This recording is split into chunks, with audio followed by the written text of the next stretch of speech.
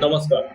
আজকে আমরা কথা বলবো যে একটা গাড়ি যেটা প্রায় 400 থেকে 500 কিলোমিটার স্পিডে ছুটতে পারে এবং একটা প্লেন, যদি আমরা বলি বোয়িং 747 এর কথা বলি, তাহলে সেই প্লেনটি টেক অফ স্পিড ম্যাক্সিমাম 250 থেকে 300 কিলোমিটার পার ঘন্টা। তাহলে একটা গাড়িকে যদি টানা লাগিয়ে দিই এবং গাড়িটা যদি 400 কিলোমিটার স্পিডে ছোটানো হয়, তাহলে গাড়িটা উড়বে না, কিন্তু প্লেনটা 300 থেকে 400 কিলোমিটার স্পিডে টেক অফ করছে। এটা আপনাদের মনে অনেক সময় প্রশ্ন আছে যে এর পেছনে কি রকম বিজ্ঞান আছে যে গাড়ি প্লেনের থেকে বেশি স্পিডে ছুটেও টেক অফ করতে পারে না, কিন্তু একটা প্লেন তার থেকে অনেক কম স্পিডে ছুটে টেক অফ করতে পারে। তো এর পিছনে আমি দুটি প্রধান মতবাদ রাখবো। দেখুন, বিজ্ঞানের অনেক ধারা আছে। একটা প্লেনকে ওড়ানোর জন্য প্রচুর পরিমাণ ইঞ্জিনিয়ারিং এর দরকার হয়। সেটা বলতে গেলে অনেক বড়, অনেক লম্বা ভিডিও হবে।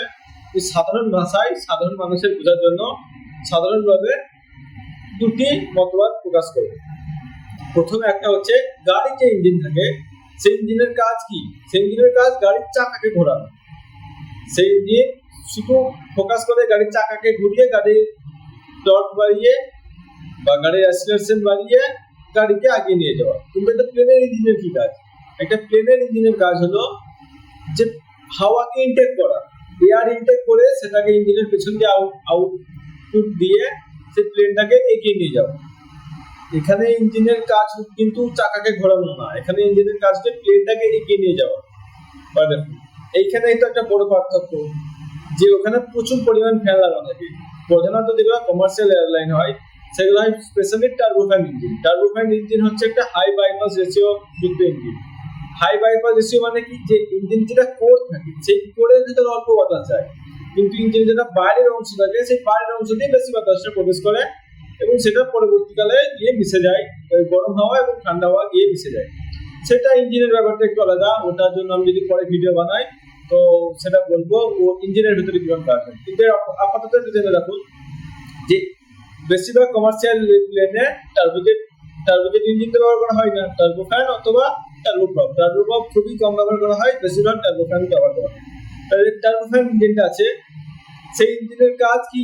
সেখানে ওরে প্রচুর পরিমাণ আপনার ফ্যান লাগানো থাকে, ছোট ছোট ব্লেড যেগুলোকে প্রোপেলার বলা হয়। ওর একটা স্পেশাল শেপ আছে, এয়ারফয়েল শেপ। সে শেপটার জন্য সে প্রেসার ডিস্ট্রিবিউশন ক্রিয়েট করে, প্রেসার ডিফারেন্স ক্রিয়েট করে, সেটা আলাদা বিজ্ঞান। এভাবে এয়ারকে ইনটেক করে এবং প্লেনটাকে এগিয়ে নিয়ে যেতে সাহায্য করে। সেই এয়ারের প্রচুর ফোর্স, একটা ইঞ্জিন প্রায়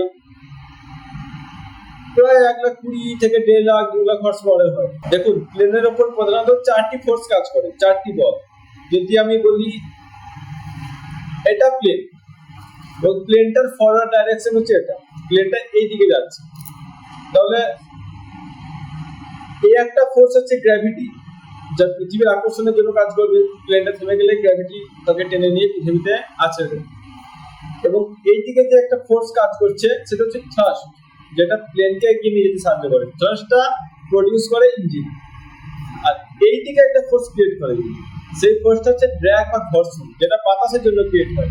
সেই ড্র্যাগটা বিভিন্ন রকমের হয়, কিন্তু তার ক্রিয়েট হওয়ার প্রধান কারণ হলো বাতাসের সাথে ঘর্ষণ এবং প্রেসার ডিফারেন্স ক্রিয়েট হওয়া। ইঞ্জিনের কাছে প্রেসার ডিফারেন্স ক্রিয়েট হয়, ডানার পিছনে হয়, অনেক কারণ আছে। সুপারসনিকের জন্য আলাদা হয়, হাইপারসনিক, সাবসনিক, ট্রান্সসনিক, সবার জন্য আলাদা রকম। তা আমি এখানে প্রধানত সাবসনিকের কথাই বলবো। দেখুন, প্লেনটা যখন এগিয়ে যায় তখন 3 রকমের ফোর্সের কথা আপনাদের বললাম। একটা হলো গ্র্যাভিটি, একটা হচ্ছে থ্রাস্ট, একটা হচ্ছে ড্র্যাগ, আর একটা হচ্ছে লিফট। লিফট মানে কি? যে ফোর্সটা প্লেনকে লিফট করে আকাশের উপর দিকে। দেখুন, লিফটটা কিভাবে ক্রিয়েট হয়। এবার এটাকে ধরুন এটা প্লেনের উইং, ঠিক আছে? উইং এর একটা স্পেশাল শেপ হয়, সেই শেপটাকে বলা হয় এয়ারফয়েল শেপ। সেই এয়ারফয়েল শেপ অনেক রকমের হয়, নাকার অনেক সিরিজ আছে, সে বিষয়টা আলাদা, ঠিক আছে? এবার দেখুন, যদি আমরা প্লেনের উইং এর শেপটা অনেকটা এরকম হয়, যেটাকে এয়ারফয়েল শেপ বলা হয়। ঠিক উপরের দিকটা একটু বেশি বাঁকানো এবং নিচের দিকটা একটু কার্ভ টাইপের হয়। এবার দেখুন, যখন বাতাস সেখানে ধাক্কা মারে তখন বাতাস কিন্তু দুই ভাবে বিভক্ত হয়ে যায় এবং একটি বাতাসের কণা উপরে পৃষ্ঠ হয়ে যায় এবং বাতাসের কিছু কণা নিচু পৃষ্ঠ হয়ে যায়।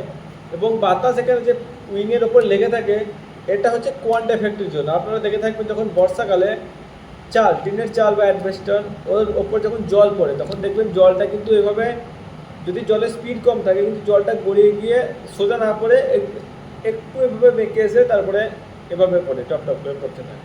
তো সেই রকম কিন্তু হাওয়ার অনেকটা, এয়ার, হাওয়া বলতে আমি এয়ারকে বোঝাচ্ছি বাতাস, সেই বাতাসের অনেকটা সেরকম ইফেক্ট আছে যেটাকে কোয়ান্ট এফেক্ট বলে। তার জন্য বাউন্ডারি লেয়ার ক্রিয়েট হয়।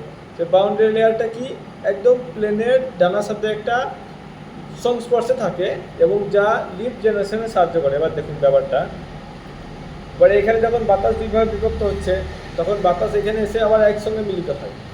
সেই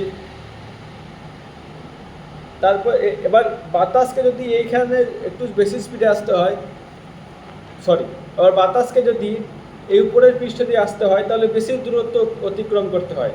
কিন্তু এয়ার ফয়েলের নিচের দিকে এলে এয়ার ফয়েলের নিচের দিকটা সমতল, প্রায় সমতল, পুরো সমতল না, প্রায় সমতল থাকে। তো এর দিকে কম দূরত্ব অতিক্রম করতে হয়, যার ফলে বাতাসের ওপরের পৃষ্ঠে বাতাসের বেগ, ডানার ওপর পৃষ্ঠে বাতাসের বেগ সবসময় বেশি থাকে এবং ডানার নিচের পৃষ্ঠে বাতাসের বেগ একটু কম থাকে। এবার দেখুন, যেখানে বাতাসের বেগ বেশি থাকে এখানে বার্নৌলির প্রিন্সিপাল কিন্তু আমরা ব্যবহার করতে পারি। বাতাসের বেগ বেশি থাকলে সেখানে প্রেসার কম হয় এবং বাতাসের বেগ কম থাকলে সেখানে প্রেসার বেশি হয়। এর ফলে কি হয়, ডানার নিচেতে যে এয়ার প্রেসার সেটা বেশি জেনারেট হয় এবং ওপরে কম জেনারেট হয়। যদি কোনো জিনিসের নিচে প্রেসার হয় বা উল্টো দিকে প্রেসার কম হয় তাহলে সেই জিনিসটা কিন্তু যে বল সেটা এইদিকে কাজ করবে। যদি এখানে প্রেসার বেশি হয় তাহলে অবশ্যই সেই ডানাটিকে উপর দিকে তোলার চেষ্টা করবে। সেটা হলো লিফট জেনারেশনের একটা বড় ভূমিকা। এখানে আমরা নিউটনের তৃতীয় সূত্রকেও কিন্তু ব্যবহার করতে পারি। এখানে আপনারা নিউটনের তৃতীয় সূত্র জানেন যে যদি এই দিকে বল করি তাহলে তার বিপরীত দিকে সমান আরেকটা বল কাজ করবে। তখন এয়ারটা যখন ফ্লো হয়ে এভাবে নেমে যায় তখন কিন্তু বাতাস, এবার দেখুন যদি এয়ারটা এভাবে নেমে যায় তাহলে এয়ার এদিকে ফোর্স ক্রিয়েট হচ্ছে, যার ফলে একটা বিপরীত এবং সমান ফোর্স এইদিকে ক্রিয়েট হয়, যা ডানাটাকে উপরে তুলতে সাহায্য করে। সেটা বেশিরভাগ সুপারসনিকের ক্ষেত্রে করা হয়, সাবসনিকের ক্ষেত্রে সেটা হয় খুব নগণ্য। এবার বাস এইটুকুই যে একটা প্লেন তার ডানার একটা বিশিষ্ট শেপের জন্য এবং ইঞ্জিনের ক্ষমতার জন্য একটা প্লেন অল্প স্পিডেও কিন্তু সে বাতাসে টেক অফ করে, সে হাওয়াতে টেক অফ করে। কিন্তু একটা গাড়ি যাকে প্লেনের থেকেও বেশি স্পিডে ছুটানো হলেও এবং তার একটা বিশিষ্ট ডানার শেপ না লাগিয়ে যদি এমনি সাধারণ ডানা লাগিয়ে দেওয়া হয় তবু সে কোনোদিনই টেক অফ করতে পারবে না। এটাই হলো সাধারণ। তো আজকের ভিডিও এটুকুই। যদি আপনাদের ভালো লাগে তো বলবেন আর কমেন্ট করে জানান কোথায় ভুল হলো বা আমার বলার ভঙ্গি বা ধরন কোথায় খারাপ হলো, কারণ এটা আমার প্রথম ভিডিও, আমি আগে এরকম ভিডিও বানাইনি কোনো দিন। আর যদি আপনারা জানতে চান যে ইঞ্জিনের ভেতর কী কাজ হয় বা ইঞ্জিন কয় রকম, কীভাবে কাজ করে, তাহলে আপনারা কমেন্টে বলতে পারেন, আমি তার জন্য একটা নতুন ভিডিও নিয়ে আসবো। ধন্যবাদ।